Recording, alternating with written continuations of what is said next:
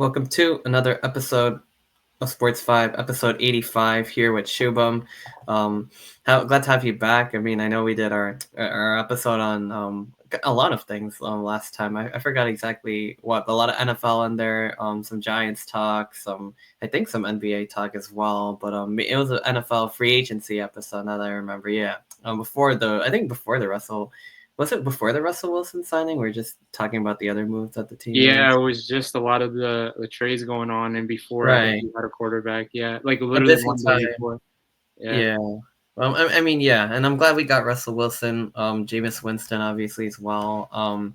But yeah, no, I mean, doing an episode post draft, I think was very necessary. I wanted to originally do a live stream, but unfortunately, we couldn't really get to that. It would have been a lot, but I did retweet my picks and talk about each one from the first round. It's all 32 teams in general, but obviously, we're both Giants fans. The Giants had one heck of a draft, and I also wanted to talk about some broader NFL draft stuff, surprises, other things, also NBA and NHL playoffs in full swing. But let's start with Big Blue. I mean, one heck of a draft. I mean, obviously getting Abdul Carter at 3. We didn't mess around. Like we did what the staff front office did what the fans wanted. They got Abdul Carter, a generational talent pass rusher, with the third pick of in the draft. As Ward and Hunter went 1 and 2 as expected, just to a different team with Travis Hunter. We'll get to that. Jaxson Dart being taken at 25. I personally really like the move. I mean, he's a runner. He's not like Jalen Milroe. Specifically, he's not like Lamar Jackson, but he can run. He's physical. He stands in the pocket. He's a lot like Shedeur with more mobility, actually, and probably Mhm. in some ways you can argue after the draft slide, better character. Probably as good, if not around as good as a pocket passer, but with a little bit more mobility and just a really good pick there. Giants able to get the trade into the first round and really I was very happy with that. And then I mean, running down the list, we'll talk about each one of these picks, but Darius Alexander to reinforce the defensive line depth. Cam Skattebo, which is one heck of an excellent pick, can be used as a receiver and a runner. I mean, this guy was just unbelievable in the playoffs. I mean, just a tough ball carrier. Like I said, can be used as a receiver, versatile, can give the Giants offense a spark. I could just see him complimenting Tyron Tracy. Kind of a different type of player, but he can make plays in space. He can also run. He's a physical runner, hard to bring down. Kind of the energy spark, and I mean, you can't, even though the Giants do have Tracy, I mean, you can never really have too many good running backs. So a pick that I didn't see coming, but one that I like. Another one that I like, Marcus Mabeau, who offensive lineman slipped to that point in the draft. A lot of people had him going in third, fourth round, maybe. So I mean, potentially to the Giants as well, as they needed an offensive lineman, but they were able to get him for great value in the fifth. And then Thomas Fidone, not too many. I feel like less people are fans of this, but still a good move to reinforce tight end depth. As I don't think Leah Johnson's like panned out as well as expected, but just another pass catching tight end. And then finally, Corey Black, a corner. The Giants definitely do need corner depth, so especially with the Dory Jackson being gone, Deontay Banks kind of being a question mark. But yeah, no, what a great draft, I guess. Just like, what are your overall thoughts? Obviously, I think the big hitters are, just keeping it simple and doing what the fans really wanted. Abdul Carter, Jaxson Dart on day one. I think that really set the tone. But why don't we just start there and then we'll work our way back down towards the other picks again. Yeah, definitely. I mean, yeah, I think the Giants franchise did a good job this year of kind of not just fixing one thing, kind of realizing that they have multiple issues with the team. And I think they spotted really good talent this year. I think that was the most impressive thing. I mean, Abdul Carter coming to the Giants. I mean, we all kind of knew that was going to happen. I think it was between him and Travis Hunter for some time. And I can't even be mad about it. I mean, he's really, really talented. I've seen his college plays. I've seen a lot of the highlights, and he's just going to be a beast with just Dexter Absolutely. Lawrence in there. Oh, I know. This pass rush, Brian Burns, like Kayvon Thibodeau, who I are mean, the it's keeping crazy because at Carter, the end of the day, Lawrence. Yeah. Giants have always been more of a defensive centered team, Yeah, especially when we were Super Bowl winners. exactly. They've always Because been good pass rushers. 100%, if you look at our last two Super Bowl wins, I mean, granted, yeah, we had a pretty top notch offense, but to complement a good offense, we had the best defense. Yeah. He had like You what? know, to beat the. You're Justin Tuck. I mean, Oh like man, Jason Paul. JPP. Oh my Yeah, god, exactly. it was a good time. And then honestly, like, Jaxson Dart was a cool pickup. I mean, I wasn't too familiar with the QB class this year as much, but I'm Yeah, hearing it was a very like relatively weak quarterback class, and like people like yeah. So there's two good options, like, and then Shedeur kind of obviously took a nosedive. So, but I mean, I feel like Jaxson Dart is like, yeah, we'll talk about that. But I feel like Dart, yeah, like I said, similar to Shedeur, maybe better in some ways, maybe a little bit worse in some ways, but very similar. They're both very tough. They're both physical. Dart has mobility, and I think that gives him the edge that the Giants are looking for. And but he's very well put together as well. So I think with the idea of having like him and obviously we have two vets on the team now. We have Jameis Winston and Russell Wilson, who like he's gonna develop behind them. Right, sure. he has time to understand what the NFL is because a big thing with a lot of these quarterbacks is that you're gonna have your generational talents like C.J. Stroud, and Jaden Daniels as two examples, but then you're gonna also have situations. Like Jordan Love, who didn't start immediately, and that's what Green Bay was really always good at doing, was developing quarterbacks. Mm-hmm. So I think, I mean, this is a great opportunity for the Giants to really, sit down with this kid, be like, listen, you did good in college, but you have Jameis Winston, who, has done incredible plays before, and Russell Wilson, who, you can argue is he good or bad, but the guy still has a chip, he still has a ring. Exactly. I remember when Russell Wilson was in his prime with the Seahawks. I mean, he was nasty. He still has a lot of ability. Oh yeah, he still brought the Steelers to a playoff. Exactly. Yeah, he had a good season last year. He still can scramble a little bit. He has a good arm. I mean, instantly, he's probably going to be the best quarterback we've seen since the Daniel Jones, before the Daniel Jones era. So, like, just So I'm really happy to see that. And I really obviously having Winston behind him as well. Yeah, I mean, you really can't have you can't be taught enough in this franchise. So any advice that Jameis or Russell is going to give is obviously going to go to his benefit. Honestly, for me in this draft, the Cam Skattebo pick was just really like unexpected. Yeah. I know, like I thought, like I was like, whoa, like first of all, we didn't really need a running back, but second of all, I was seeing maybe they go later, get one later because there's Rutgers Kamanungai, a big shout out because he's also a very underrated player. Maybe Damian Martinez in the fifth round, but Cam Skattebo, like in the fourth round, like still being available. Obviously, I think that's where he was supposed to, but I just didn't see us picking him up. But like now that we did, like it's just this guy was just like a generational play. I mean, not like Ashton Jeanty, but he's an underdog. I think he came from the FCS. He ended up coming into Arizona State, and just the way he played against Texas in the playoff and some of these other games. I mean, this guy, he had, I believe, over 1,500 rushing yards last year and 500 receiving yards, which is the first player to ever do that in college since Christian McCaffrey. So I mean, just unbelievable player, runs hard. It's used as a receiver as well. So I think it's just what a terrific player. I mean, he's physical, he's a tough runner, he could be used in space, and I just feel like for the value in the fourth round, I mean, it's just it's unbelievable. It's gonna do wonders to this offense. I mean, I know we have Tyrone Tracy. Like a lot of people are calling this thunder and lightning, comparing it to like Ahmad Bradshaw back in the day, and the other guy. It is really like that if you think about it. Like Bradshaw and Jacobs were a really deadly combo. Exactly. Bradshaw and Jacobs. We might have our 1 and 2 because I feel like Eric Gray and Devin Singletary. While I like them as players, like I just don't feel like they're really more than like a backup running back. 100%. Like but now I think we're starting 1 and 2. A lot of people are starting to realize too. Like I mean, we take a look at the Lions, right? Like Montgomery and Gibbs, right? Sonic and Knuckles, right? So like. Everybody wants that dynamic duo of like you want your speedster like Tyrone, who's definitely like physique wise, Tyrone is much like he's a fast guy. He's done really well. Then you got like Skattebo, who like when times get tough and you really need this big guy to just crush through a defense, like he's that guy. I mean, it reminds me a lot of like Montgomery's style of play as well. I think he's gonna turn some heads this season. I know a lot of focus is on Ashton Jeanty. Who's obviously a generational talent. I mean, this guy is incredible, but definitely I think Skattebo is going to make a big name for himself this season. We hope so.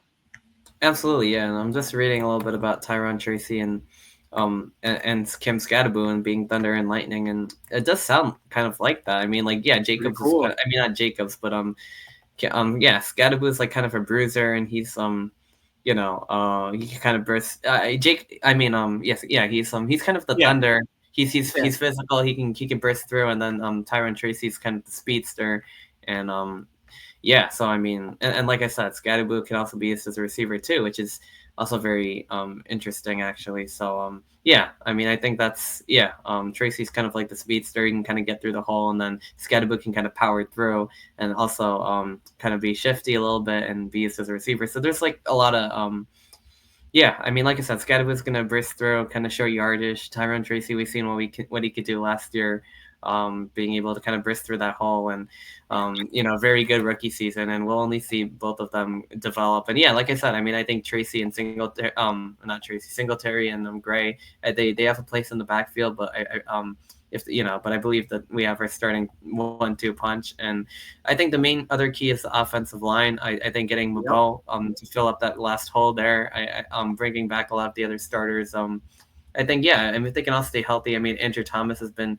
often injured, but I think if you have 5 starting offensive linemen, and you have they have some depths as well. Like Mabo's gonna immediately compete for one of the starting spots on that offensive line. Also a Purdue player, just like Tyrone Tracy. So there's some talk about them reuniting. But I think offensive line is going to be the key thing to get this offense, because they have the receivers now. They've got they got the running backs, they got the quarterbacks, they've got the basically all the playmaking going, and they got the offensive line to back it up in the trenches. So I think that Mabo, that's definitely a great selection for value as well. I mean, I think a lot of people saw him going earlier, maybe 3rd round, but maybe by the Giants, maybe by some other team. But having him in the 5th, I mean, I think was just one heck of a steal. Another steal, I mean, Holland Pierce getting picked up by Philly as an undrafted free agent, I think, with a 6'8" frame. Unbelievable. How long are we going to let Philly just take these good players, man? Literally. Yeah, I know. Like same thing with Jihad Campbell from, Alabama, like reimbursing their defense for a cheaper price. But I mean, yeah, looking at this O-line depth, I mean, and starting, you have Andrew Thomas, John Runyon, John Michael Schmitz, Greg Van Broten, Jermaine Illuminor. So basically bringing back that starting 5, and then having Mabo as depth as a right guard right now, slated at 2nd. I mean, Aaron Stinney, James Hudson, each position. I mean, Austin Schlottman, Stone Forsythe, who I believe was the offseason pickup, Evan Neal all the way down at 3rd on the right guard. I feel like that's probably about time, because that was just not working. Yeah, but we'll see. I mean, I feel like they have a good starting 5, and if any of these guys get injured, they have a good second level. I believe James Hudson, another free agent pickup for the Giants this offseason, if I remember correctly.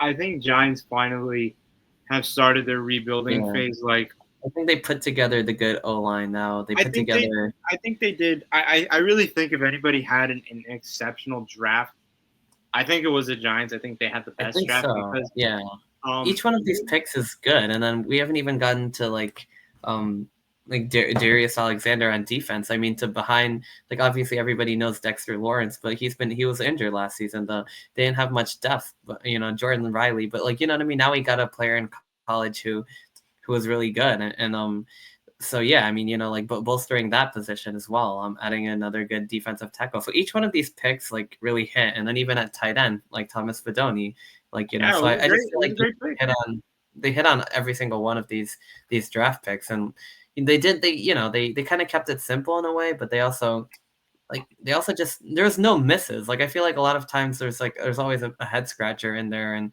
this time there really wasn't. I mean, so many Giants fans are like, oh, they're just thinking they might pick Shedeur Sanders at 3, and then they might miss on Abdul Carter. But they not only got Abdul Carter, they got Jaxson Dart, but they didn't stop there. Then they got Skattebo, they got Darius Alexander. So each round they just they got Fidoni, tight end, intelligently done.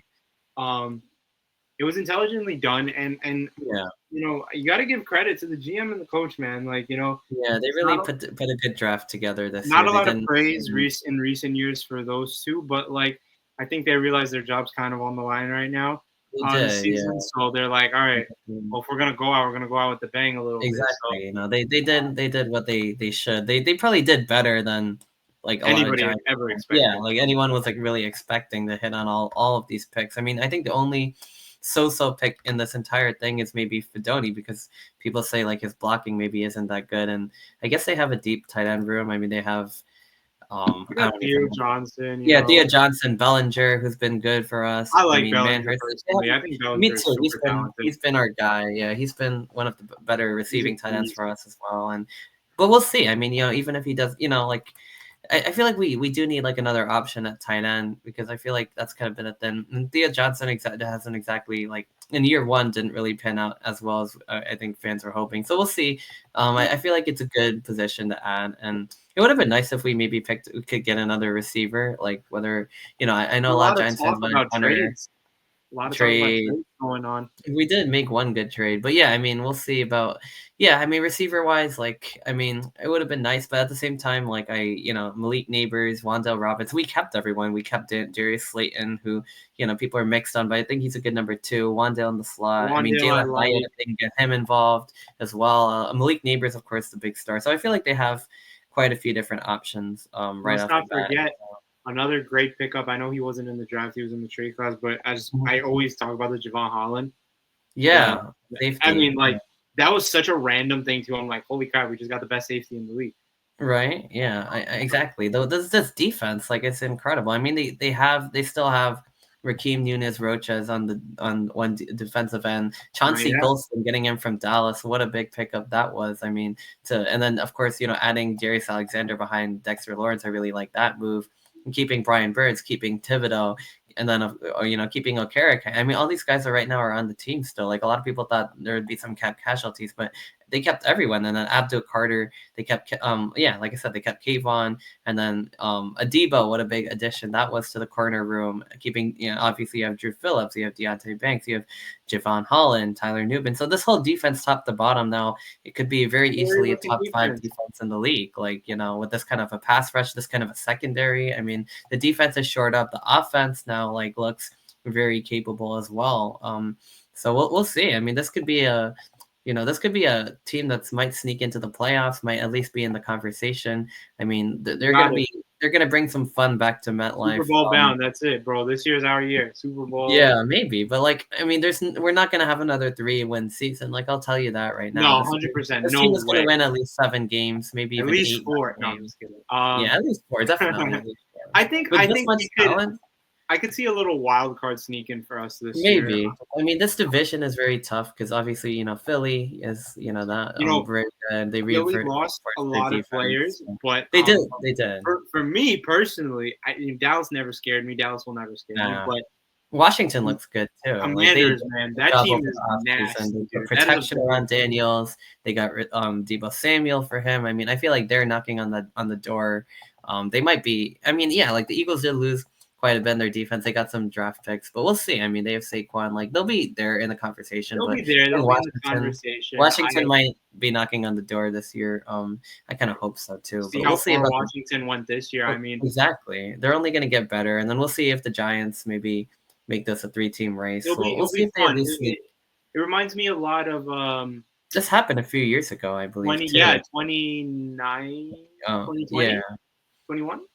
Maybe 2022, I remember.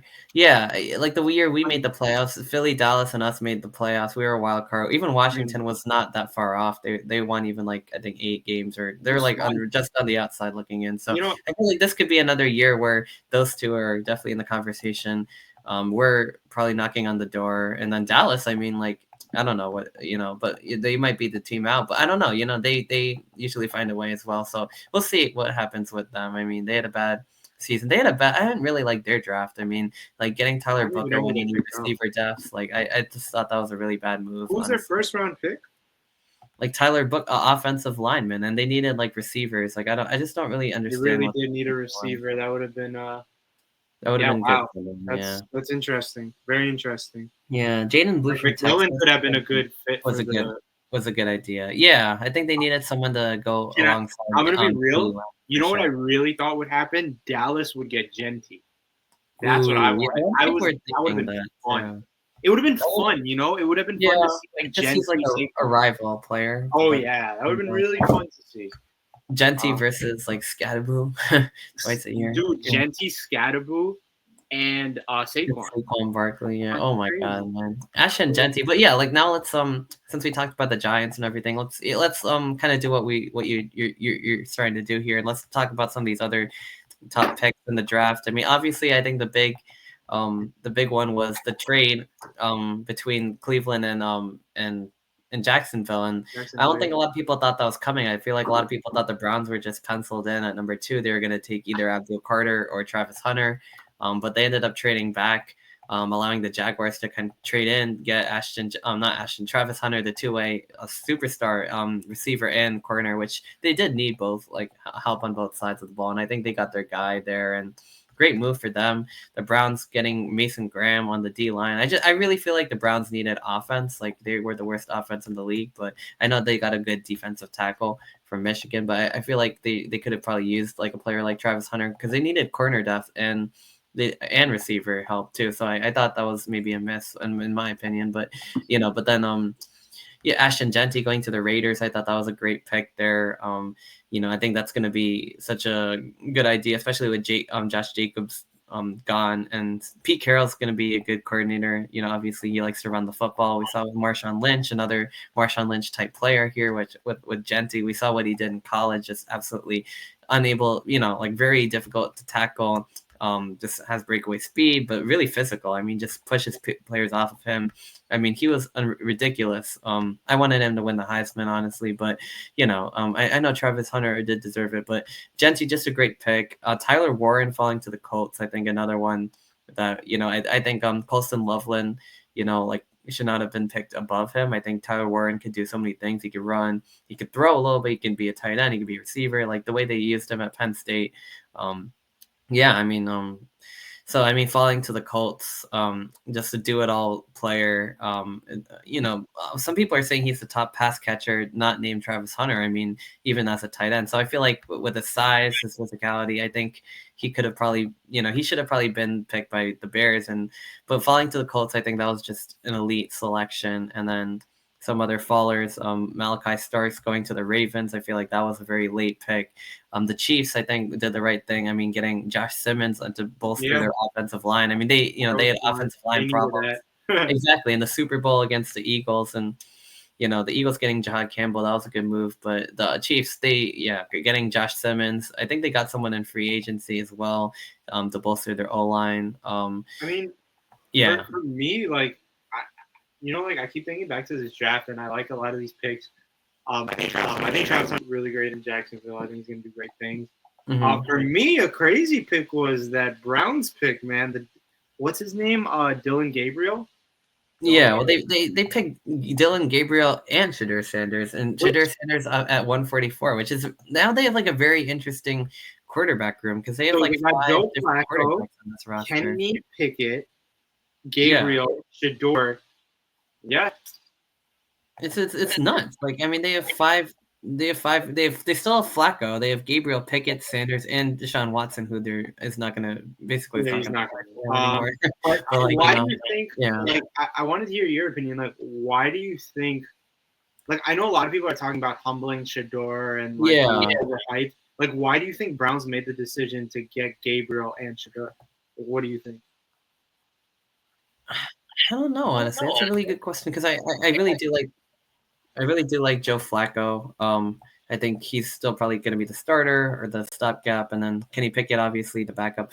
Shedeur and Gabriel. A lot of people thought the Browns would maybe take Shedeur Sanders at 2. So imagine him falling to 144, right? I mean, it's crazy. He was in the conversation for the second or third pick in the draft, maybe even number 1. But Ward was definitely better. But I think a lot of people could have done his interviews, man. Like, I think it was mainly just the interviews. Like I know, like he was talking to the Giants. I believe they said he did a really bad job with his interview. Like he didn't really know. Like I guess they brought in a play and he was supposed to talk about it, and he didn't really know. And he came off with a bad attitude. He skipped a lot of things in the process, a lot of workouts. And I feel like all of that NFL players coaches didn't really like. Because like, how are you gonna, if a guy doesn't know like these plays and this and that, and he just comes in all confident and I think the arrogance, I think, rubbed people the wrong way, and I think it didn't help that he was Dion's son and he, kind of had a big head. I think that really hurt him. I think that's really. I didn't think the NFL would do this to him. I didn't think they would humble him like that. Confidence and overconfidence are a big thing. Like, yeah, I think it was overconfidence. We've seen like crazy overconfident QBs. Like,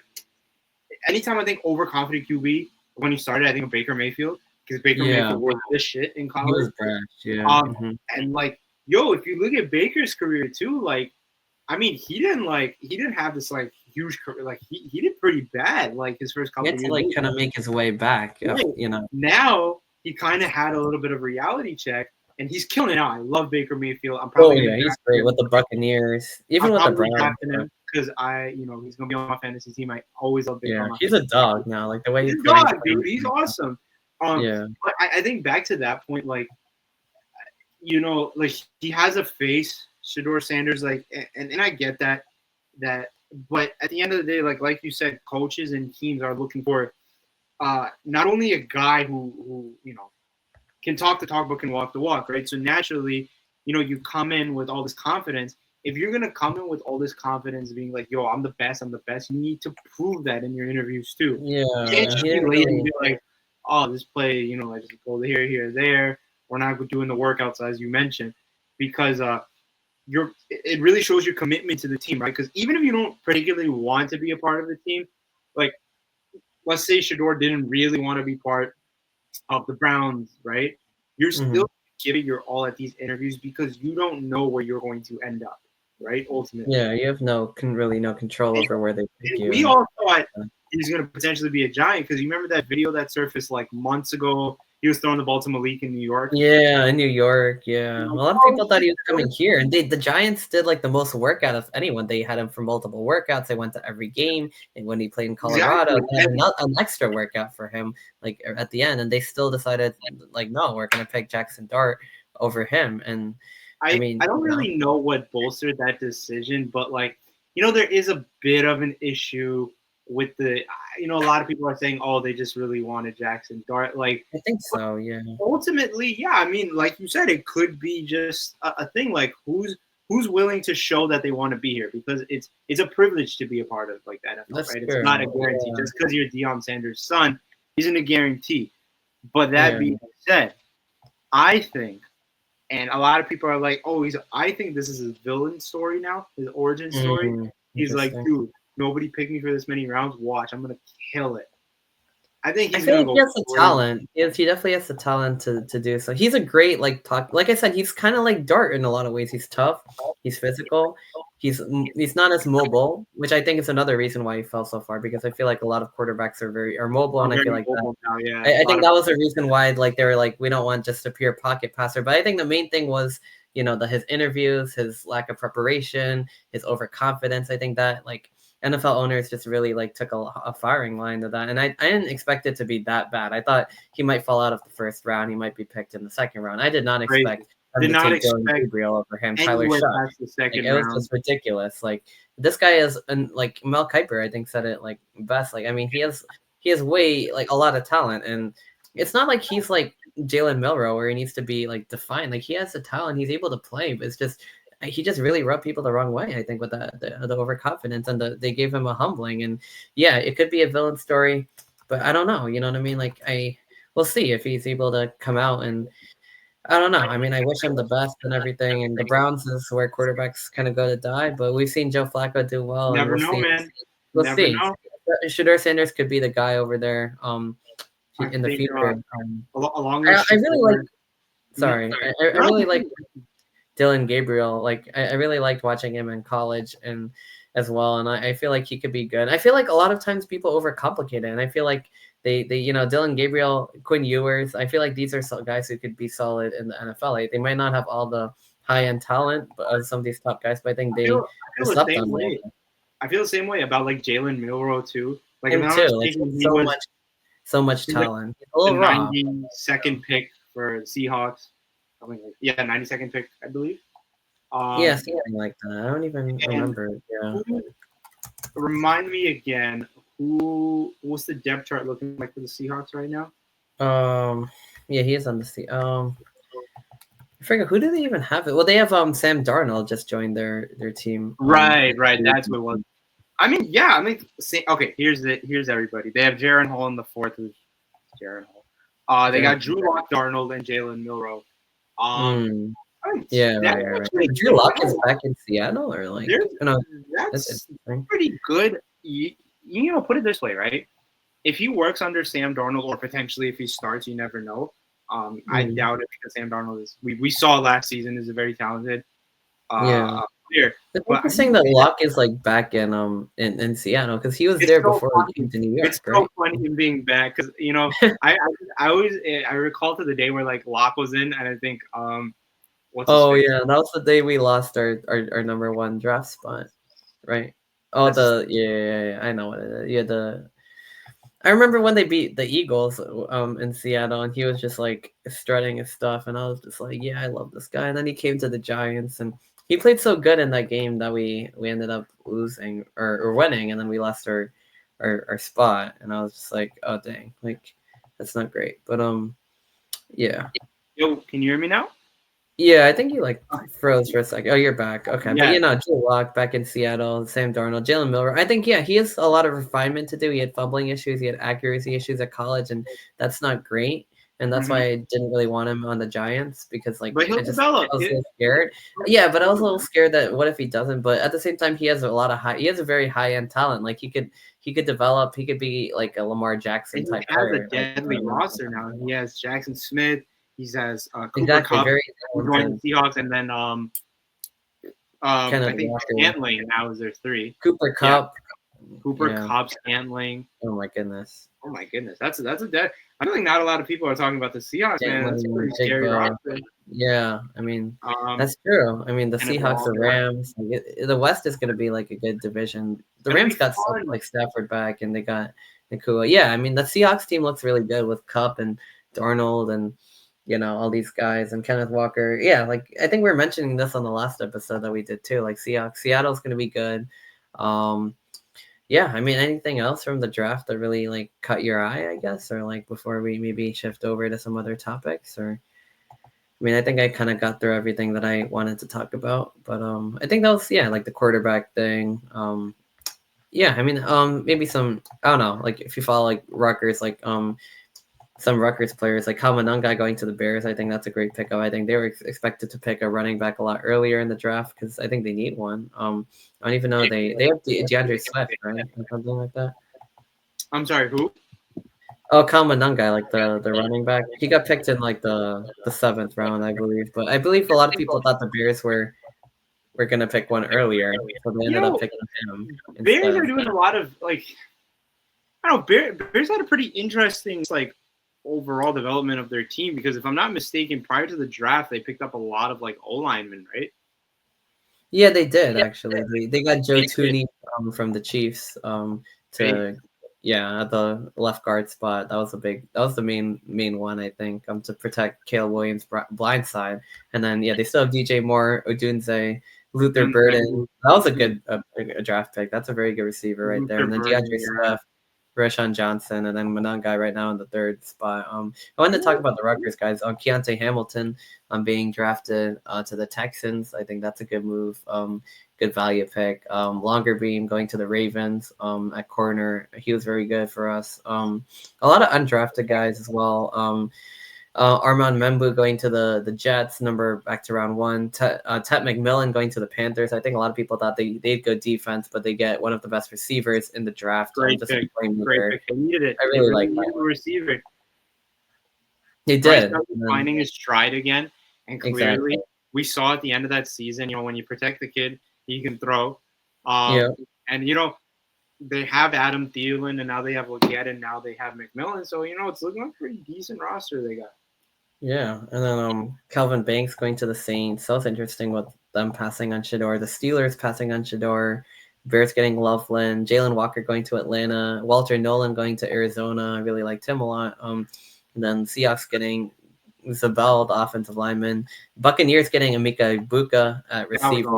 That's an interesting. That was awesome. So, yeah, and Ibuka was very solid. They need that kind of slot guy. Today Barron With going the to the injuries Broncos. that they faced last season too, like it will only help. Yeah, When Mike and Godwin were hurt, I mean that really not only screwed up my fantasy, but um, in general, like that's a talented team right there too. Hey, yeah, question for you: Did yeah.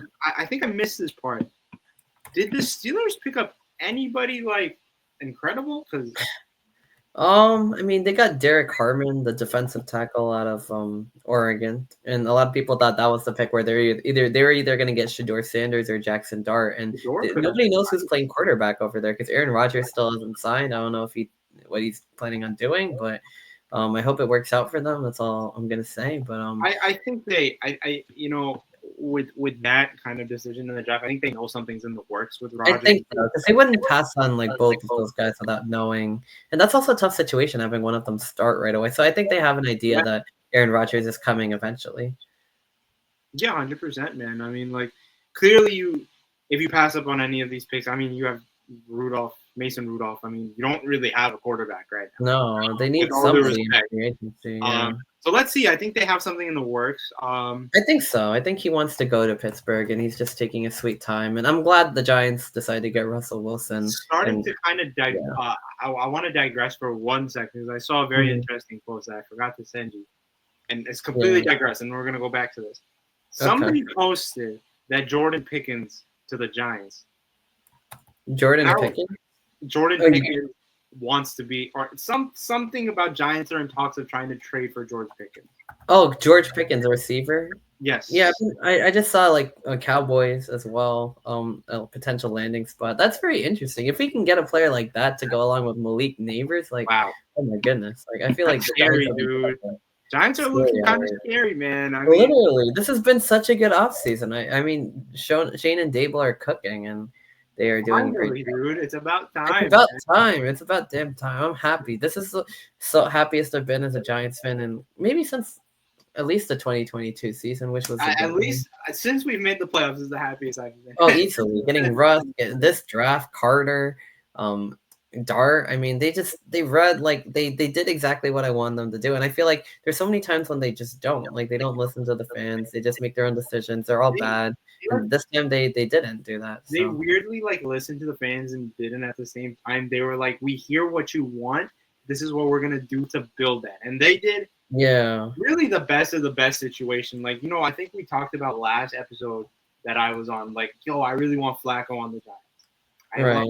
We look for like what's good for us. Like I know a lot of people wanted Shedeur, but I think they got the better one in Dart. But I think Russell Wilson, man. I mean, look, he's I believe he's quite younger than Flacco.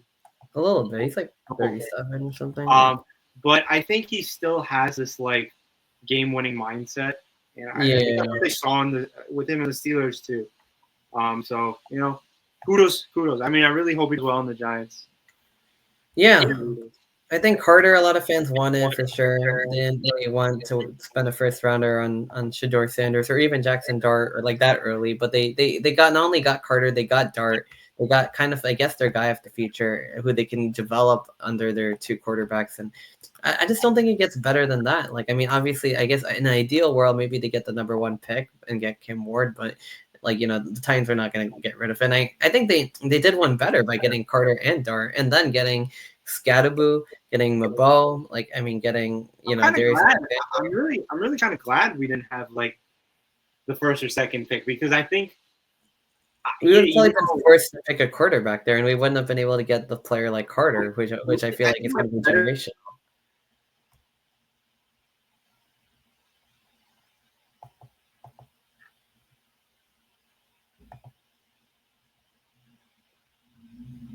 Sorry, still there. Hey, can you hear me? Yeah, I think you froze. I have no idea what's happening. It's so weird. What were you saying though? Like I was saying, I think we got a lot of bang for our buck in terms of like we didn't just say like the problem with the Giants drafting every year, and a lot of teams have this problem. They'll go for their one position, like we really need our star quarterback, we really need our wide receiver, and then every draft pick after that is kind of just like, all right, fill in some holes, a couple defense. Yeah, but this time every pick was strategic, getting the D tackle, getting the running back, getting the they took the time what they needed to do was rebuild the Giants franchise. This could potentially be the future of the Giants. Like, you could see Skattebo being our running back for the next X amount of years. You could see Jaxson Dart being 5-10 years. our new Eli Manning. Yeah, maybe Ole Miss. That's another reason I like them. I think having that pedigree and everything. I think that also helps, but with a little bit more mobility. So should be good. It's exciting to see, man. Really exciting. Yeah, one heck of a draft for New York. One heck of a draft in general. Some surprises, some trades, some late picks. Like Shedeur Sanders, but some. Yeah, I mean, I think it was a good draft for us. Like a good draft in general. Really exciting to get to talk about and to live tweet and to talk about on the podcast. But I guess I also did want to talk about some of the other stuff going on. I mean, the NBA playoffs in full swing, the Stanley Cup playoffs in full swing as well. Dude. Let's go see. That 3-pointer to end that game, bro. Oh my god, yeah, that was crazy. The no foul, the no call on the last three.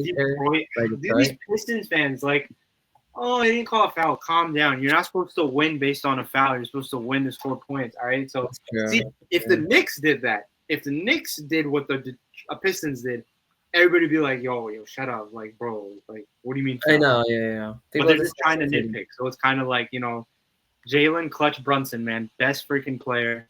Love that guy. Yeah, all these games are close with the Knicks. Like, I mean, this one came down to that no call, I guess, in a way. But the Knicks also just with lasting Detroit and in a 1-point win. I mean, Towns at 27, Brunson at 32. In game, that Brunson. If there's a guy in the last quarter you need to score points, is going to be Brunson, man. Like, he'll just be like. If I'm not mistaken, he was kind of hurt that game, right? Didn't he roll his ankle or something? No? Dang, I don't know. I've been a little busy with other games and things, but yeah, I think he was a little banged up, and he still hit some of the big shots. And the Knicks won both in Detroit, so I mean that's a tough place to. It's a tough place to win because in the last game, they won that one by 1. Then they won game 3 by 2 on a Karl Towns hit a long 3 to win that game. That was incredible as well. That was awesome, man. 31 points. A lot of people said Cat needed to step up, but he definitely did. I mean, Brunson at 30, Mikal Bridges at 20 in that one as well. OG Anunoby at 22. So the Knicks are starting to get their act together. I mean, the Pistons have been a tough team, but it's just I guess just not going to pan out, unfortunately for them. And great to see them back in the playoffs and all, but I do selfishly in a way want the Knicks to win so we can see that next Celtics series. I think a lot of fans have been excited about. Like I was mentioning the plans about going to the MSG rallies because Knicks fans are just nuts. So it should be a good one. Like if we I think it'll be fun, man. I think if we can close this series out, Boston we will. But never say never because, like you said, these games have been. A 5 or less differential, so it's really anybody's game each game. So we're back in MSG, and hopefully when we move on to next, we'll be against the Celtics, right? Yes, the big because the Celtics are up 3-1 against Orlando, and they actually are kind of close to turning the tide on this a little bit, but no, I think Boston they held them off. They won the game without Jason Tatum in it, and they just have a lot going. I mean, the Knicks have struggled against the Cavs and the Celtics. Teams better than them, and that's going to make for an interesting series because I mean, the Celtics have been cooking. I mean, the series, the Magic did win game 3, but I mean, Jason Tatum had 36 in game 3, 37 in game 4. I mean, they've just they've done a good job. I mean, they have so many different guys, and they won the championship last year. They have, Porzingis back in the lineup had 19, Jaylen Brown 21, Derek White 18. I mean, it's a very deep team. I mean, any night, Al Horford can go off, Peyton Pritchard can go off. I mean, so their whole roster is very good. So the Knicks Celtics series in the second round, I think a lot of fans are really excited, and I think it should be a good one. I think the Knicks maybe have a chance of extending it to maybe 6 or maybe even 7, but I just don't know. It's a tough one. Maybe. It's one of those sports, man, that like me, I'm a big football head, right? At the end of the day, this is my main sport. But if there's another sport aside from cricket, because I love cricket too, that I would watch, it is basketball. Just because how quickly you can turn the tides, and we're seeing that, man. We're really seeing that this season in the playoffs too. And a lot of people are saying, oh, this is Knicks' high point. You never know, man. They're really finding their stride and they're getting better. You never know. It's gonna be fun. They could potentially push for that a push against Boston. I mean, look, the Magic, like they've been pesky, right? And no one expected them to even be in the series. Everything Like the comes Knicks are down that much to better. who wants it, and then unfortunately, the unfortunate state of the matter is that with playing these many games, injuries are likely to happen. So obviously we don't want either of the teams to get injured. We kind of want it to be a fair matchup, obviously, but shit happens, man. So it's really anybody's game, man. So I'm excited to see, as somebody who's getting into basketball more, like now that I like it more. So yeah, man, it's gonna be fun. It's gonna be fun to see. Yeah, it should be Knicks Celtics second round should be a good. Sorry, yeah, Knicks Celtics second round should be a good one. Yeah, I think, but we can kind of pencil that in with both up 3-1. Dame Lillard suffering the Achilles yesterday. That's just rough for him. Yeah. I mean, really unfortunate. I think the Bucks might just be done. I mean, they're down 3-1. I think Giannis might be on the trade machine now. I don't know if they're gonna wait for Dame to get healthy again. It's just really unfortunate. I wanted to see Dame win a championship with them. I thought the Bucks had the potential to be a lot better. I still don't really like the trade getting rid of Middleton, who's been such a good piece for them, for Kyle Kuzma, who's kind of put up some like not great performances, although maybe a similar skill set in some ways, but just not the same player. And unfortunately, it just might just not work. And the Pacers give them a lot of credit, and I feel like they have a run in them as well. And we'll see. I mean, I feel like the Cavs, obviously, they're well on their way to the sweep. They're up 96-51 against the Miami Heat. But Wow. yeah, it's crazy. The Cavs look really good, but I think the Pacers are going to be a good match for them because they're absolutely rolling through the Bucks right now. 96-51 is the score in this game. That is something. That's just not a good way to go out. Like that's just embarrassing. My goodness. I think Yeah, that first quarter really killed them. Well, good on the Cavs, man. I mean, yeah, I guess Cavs Pacers series should be a good one. A lot of geographical stuff going on because if we have New York, Boston, then we also have Cleveland and Indiana in the Midwest. Yeah, that's going to bring some regional rivalries back into this as well. It's going to be a fun day in New York, man. I'll tell you that. It's going to be I cannot wait. Do we need to go to the rallies? We will go. Hopefully my semester will be over. Mine too, very soon. In 2-3 weeks. So hopefully in that time frame, I have freedom from school, and we will be in New York. Definitely. For 2-3 weeks. Yeah. Hopefully they play on past that series then, I guess. So we'll see. We'll try to catch something like in the Boston series maybe, but we'll talk about it. But I mean, yeah, that second series should be really good with the Knicks. The Knicks and Celtics when it comes up. The Bucks, same thing with the Bucks and not the Bucks, the Pacers and the Cavs. I guess in the West, yeah, I mean the Western Conference is very interesting because the Timberwolves have taken a 3-1 lead against the Lakers. I don't know how many people saw that coming. Anthony Edwards is just like unreal. I mean, Luka and LeBron are on the elimination block. I mean, they're down 3-1. I'm not sure if LeBron has another 3-1 comeback in him, but the Wolves, they won both of their 2 home games. They set the tone in the first game of the series. Lakers obviously fought back, but I mean, yeah, that last game definitely came down to the wire. I think they called a foul on LeBron, and the Wolves got the ball back. But yeah, Edwards with 43 points in the last game. I mean, Julius Randle at 25, McDaniels at 15, Naz Reid at 12, DiVincenzo at 8. So some of these former Knicks in there definitely cooking. But I mean, I really like the Wolves a lot. Yeah, I love DiVincenzo, man. Never hate him. I love the Minnesota team, like what they did last season in the playoffs as well. They're just such a fun team with Edwards leading the way, and I'm rooting for them. I really am. And they're the other series that's interesting is the Rockets Warriors with Golden State up 2-1. Jimmy Butler's been banged up, but that didn't stop Golden State. I mean, from winning that game. I mean, their defensive intensity has just been incredible. I mean, holding the Rockets to 93 after holding them to 90. The Rockets tied it up and the Warriors got ahead. I mean, Steph Curry's been sensational with his 3-pointers and everything else, 36. And then they got guys like Buddy Hield. They have Pajemski, Moses Moody. I mean, Draymond Green's playing at a high level, doing what he does. So, I mean, on both sides of the ball, I think this Warriors team, I mean, if they can win without Jimmy Butler, he's going to make his return. This is going to be a scary team. I think we're going to see Warriors-Wolves in the second round, book it. But, yeah, the Rockets are young. They're talented, but I don't think they're getting past this Warrior team. Right? I mean, I agree. Let's see, man. It's gonna be interesting. Like I said, I'm just trying to get in. I just got to get into basketball more. So yeah, more to talk about. It's a lot of fun. The playoffs are a good time. But I think Warriors Wolves would make one heck of a second round series for sure.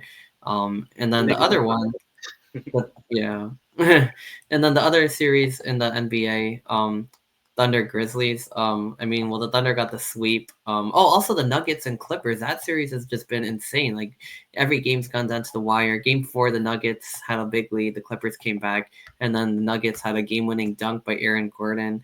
I mean, Jokic is playing. He had 36 points, 21 rebounds, 8 assists in the last game. And then they have guys like Jamal Murray, Christian Brown.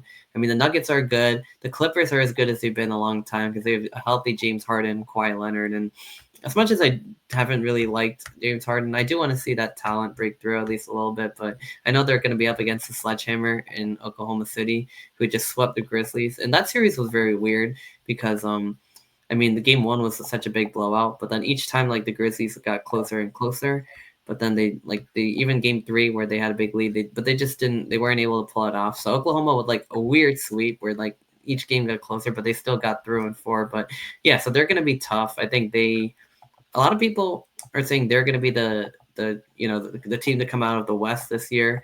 And then the Celtics might be the team to come out of the East, or maybe the Cavs, but I don't know. I mean, my pick was Thunder versus Celtics. I think that's probably going to be the most likely. Do you have like any like sort of like finals picks? I guess based on like kind of what you know and what you've seen so far. I'm definitely biased, but Knicks all the way. Knicks all the way. I mean, yeah. Do it. Listen, like I said before, I'm noticing with this sport more and more. Like, really, anybody's game, man. Yeah, when you go on a run, you can go on a run. That's anybody's like. It's really anybody's game to just like pop off. Like you really just have like Brunson out here just going 30 above each game. And I think with the Knicks each year, you see them becoming like a more and more like all around team, like which is great because a lot of teams are very defense heavy, as you mentioned. A lot of teams are offensive heavy.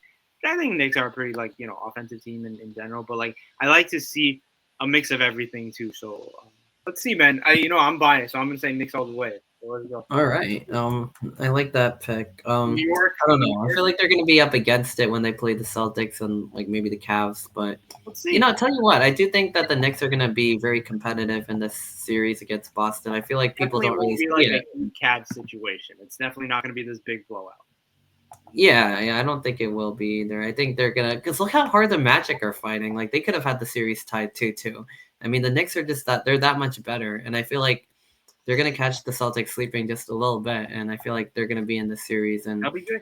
It's going to be a lot of fun. The big thing is if they can get up early, in terms of like win the first game. They need to steal one, and they need to steal one in Boston, bring it home. Exactly, they need to really set that momentum like very quickly because this thing with Boston, when they find their stride, they're going to they can weigh anybody down. They have so much talent. Exactly, that's a big issue, right? But yeah, I think if Knicks can really in the first 2 games really like give it their all when I need to take one when Boston's a little more lag, then I mean we could really see a potential like game 6 type of situation.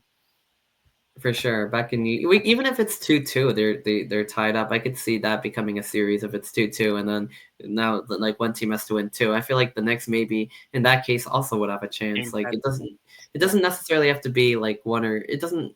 They don't necessarily even have to. I think either way they probably do have to steal one in Boston. But then, even if it's 2-2, even going into Game 5, Game 6, I think the Knicks will at that point be every bit as ready as the Celtics. So I think has a good chance of how the series is going to play out. To be honest with you, the way the Knicks are looking, but we'll have to see. It should be fun for sure. Like I'm really looking forward to the second rounds and so on and so forth. I mean, yeah, the Nuggets Clippers series has been insane. I think the Warriors Rockets series is going to be pretty good. Some of these second round series are going to be great, and then the Wolves over the Lakers would be just a big surprise. Obviously, I wanted to see Luka and LeBron make a run, but we could see the playoff Wolves again as well, going against the Golden State Warriors with Steph Curry, Jimmy Butler. Like it just doesn't get better for hoops fans at this time of year because it's just like a really fun sport with so much star power. And yeah, I mean, I think that pretty much sums up where we're at now with that.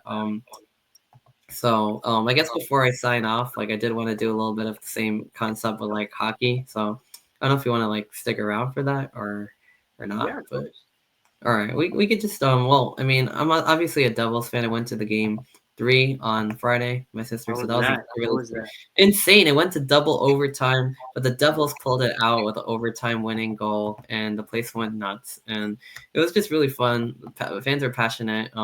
Unfortunately, that was the only game of the series they won so far because Carolina took Sunday's game 4-5-2. I was also watching a lot of that at home, and the series is probably over because they're going back to Carolina tomorrow. Canes are a very good team, but the Devils kind of injured a little bit. Jack Hughes is injured. Some of their other players are a little banged up. I think Luke Hughes as well. So they just don't really have enough to compete in a series, and they fell behind 3-0. Then they caught up to 3-2, but then they ended up falling behind 4-2. Like it was just too much. And at that point, when they fell behind multiple goals, at home, and yeah, they Canes have a player Andrei Shmechnikov, or I believe is his name, and he had 3 goals in the same game. And the thing is, their goalie actually got knocked down, Frederick Anderson, and so they had to play their backup Pyotr Kachekov, and he was also very good. So we'll see what happens. But I think the Canes on home ice are probably going to get through. I think another team that's probably going to get through the Washington Capitals. If you know anything about hockey, you'll know that Alex Ovechkin passed Wayne Gretzky on the all-time goals list, and his Washington Capital team is very, very good. So they're going to make a push. They're up 3-1, similarly to Carolina, and they have a great second-round series coming up. So kind of similar to basketball. Yeah, so that should be a good one as well once that happens. The Lightning against the Panthers in the Battle of Florida. Florida leads 2-1, but in this game, Tampa Bay leads game 4-1. So that's an interesting one. The Panthers are defending Cup champions. The Lightning have won 2 Cups very recently, and I believe back-to-back seasons. So we'll see how that pans out. Florida took the 2, I believe, in Tampa Bay, but now I think the Lightning are looking to even it up in Florida. So it's a very interesting series because both of those teams can make a deep run. Toronto Maple Leafs, a team that I guess is very popular in Canada and in the NHL. Not so. They haven't had a lot of postseason success, but um, I think they have a good chance of breaking through this year because they're taking on the Ottawa Senators, a team who's recently just made the playoffs for the first time in years. They have a 3-1 lead, so I think they're going to break through. They're probably going to play the winner of Florida, Tampa. I'm hoping it's Florida. I'll need to see that, but I have no clue. It could go either way potentially, but we'll see. Caps, Canes, and then in the West, the Oilers tied the series on a late night goal in overtime, 2-2. The Oilers have kind of had the Kings number. They went to the Stanley Cup Finals last year. The Kings have had a better start. We'll see if the Oilers have turned the tide. That's 2-2 going back to LA. In fact, that's the day before the Lakers game 5. A little bit of a different vibe there. The Blues going against the Winnipeg Jets. The Jets Champions Trophy winner, or President's Trophy winner for the best regular season record. St. Louis Blues, though, after the Jets took the 2-0 series lead at home, the Blues have turned it around with 7-2 and 5-1 wins. So they look to maybe turn things around there and steal one from the Jets. There's a President's Trophy curse, so the team who typically does the best in the regular season falls short in the playoffs. It's happened year after year. We'll see if that trend continues. And then finally, the other 2 series here, the Golden Knights and the Wild. Golden Knights have tied that one up to 2. They've been pretty successful in the playoffs. We'll see if they break through. And then, so I think, and then the Avalanche Stars also tied at 2-2 with the Avalanche getting a 4-0 win. Not a super big expert, but I believe the Golden Knights would play. I don't even know who they're going to play next round. Usually the division winners play each other. So whoever gets through, this Avalanche Dallas series is going to play. I believe the winner of Jets Blues, and then the Golden Knights are on the other side of the bracket, so they're going to likely play the winner of the Oilers Kings. So with all these series kind of tied at like 2-2, it's kind of hard to make any sort of predictions going that far in advance. But at the end of the first round, I think we'll have a good idea of like what to expect. But I mean, I haven't really watched too much of any of this other than the Devils series, obviously, but just like playoff basketball, playoff hockey is a lot of fun. Games go to overtime. There's no shootout, so games don't end until the final goal is scored. And me and my sister kind of saw what that atmosphere is like when the Devils skated out for overtime, and they kind of announced them like it was the start of the game, and the place was frenzied, and just kind of felt like we were trapped in that building until the goal was scored, which because it went to double overtime. But that's what the playoffs are all about. I remember like as a kid watching Stanley Cup playoffs late at night or whatever, waiting for, watching those overtime games that just don't seem to end. And that's really the beauty of it. So I'm excited to watch the rest of these Stanley Cup playoffs as well. I think the East, we kind of have an idea of what three of the series at 3-1. We're probably going to see Caps, Canes, and Leafs taking on either the winner of Florida, Tampa. The West is kind of all the series are at 2-2, so not too sure what to expect just yet. But we'll probably have another episode in like a post first round of NBA and Stanley Cup, so we could talk about more of that. But in the meantime, I mean, it's been a good episode. We talked a lot about the NBA draft, the NFL draft, the Giants, and some NBA Stanley Cup. I'm planning to have some guests on hopefully this week for special episodes of Just Vibing, which I'm really excited to do. But in the meantime, this is the NFL draft recap, NBA Stanley Cup first round breakdown episode 85 of Sports Vibe. And as always, enjoy the playoffs and go Giants. We will see you next time. Go Giants and go Knicks. Exactly. Go Knicks. Peace out, y'all. Peace.